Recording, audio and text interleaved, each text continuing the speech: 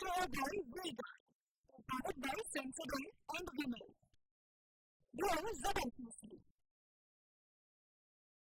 Associate sponsor UltraTech cement. આ વાત એક એવા મુદ્દાની કે જે આપણા તમામની જીવનશૈલી સાથે જોડાયેલું છે.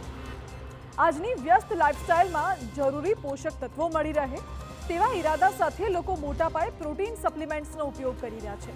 પરંતુ જો તમે પણ આવા કોઈ પણ પ્રોટીન સપ્લિમેન્ટ્સ લઈ રહ્યા હોવ તો તમારું ચેતવું હવે ખૂબ જ જરૂરી બની ગયું છે.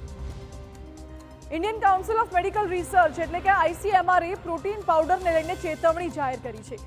સામાન્ય રીતે જીમ જનારા લોકો એટલે કે જેમને બોડી બનાવવાનો શોખ છે તેવા લોકો પ્રોટીન પાવડરનો મોટા પાયે ઉપયોગ કરતા હોય છે. જ્યારે બીજી તરફ કેટલાક લોકો કોઈ એક્સપર્ટની સલાહ લીધા વિના જ આવા પ્રોટીન સપ્લિમેન્ટ્સને તેમની લાઇફસ્ટાઇલનો ભાગ બનાવી દે છે.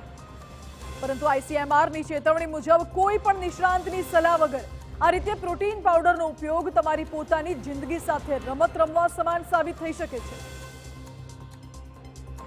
ICMR સાથે કામ કરતી સંસ્થા નેશનલ ઇન્સ્ટિટ્યૂટ ઓફ ન્યુટ્રિશન દ્વારા આ ચેતવણી જાહેર કરાઈ છે, જે મુજબ માત્ર બોડી બનાવવાના ચક્કરમાં સમજ્યા વિચાર્યા વિના પ્રોટીન પાવડરનું સેવન કરવું સ્વાસ્થ્ય માટે ખૂબ જ નુકસાનકારક સાબિત થઈ શકે છે.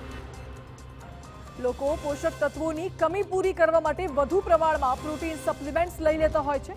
નિષ્ણાંતોનું કહેવું છે કે આ સપ્લિમેન્ટ્સમાં સ્વીટનર તેમજ આર્ટિફિશિયલ ફ્લેવર નાખવામાં આવતું હોય છે, જે શરીરનું શુગર લેવલ વધારી શકે છે. તો બીજી તરફ આવા સપ્લિમેન્ટ્સથી લાંબા ગાળે કિડની, લીવર તેમજ હૃદય ઉપર પણ આડઅસર પડી શકે છે. એટલું જ નહીં, તેનાથી વ્યક્તિના હાડકાં પણ જલ્દી જ કમજોર થતા હોવાનો નિષ્ણાંતોનો દાવો છે.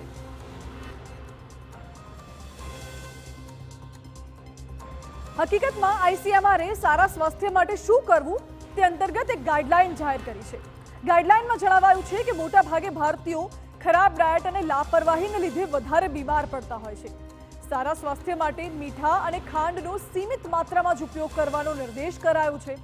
ગાઈડલાઈન મુજબ સંતુલિત આહાર માટે 45% કેલરી અનાજમાંથી મળવી જોઈએ, તેનાથી વધારે નહીં.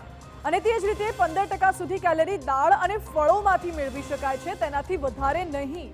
ગાઈડલાઈનમાં એવું પણ કહેવાયું છે કે લાઇફસ્ટાઇલમાં પરિવર્તન કરીને અને હેલ્ધી વસ્તુઓ ખાઈને આપણે સમય પહેલાંના મૃત્યુને રોકી શકીએ છીએ. આ તમામ 8 ટિપ્સ છે જેના દ્વારા આપણે હેલ્ધી રહી શકીએ છીએ અને પોતાના સ્વાસ્થ્યનું સુધારો લાવી શકીએ છીએ. પ્રોટીન પાવડર તમારા શરીર માટે હાનિકારક છે કારણ કે તેમાં શુગર સપ્લિમેન્ટ્સ વધારે છે, તેમાં શુગર વધારે છે.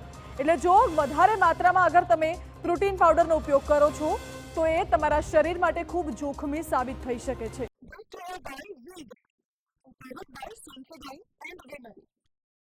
Grow ZMPC. Associate sponsor UltraTech cement.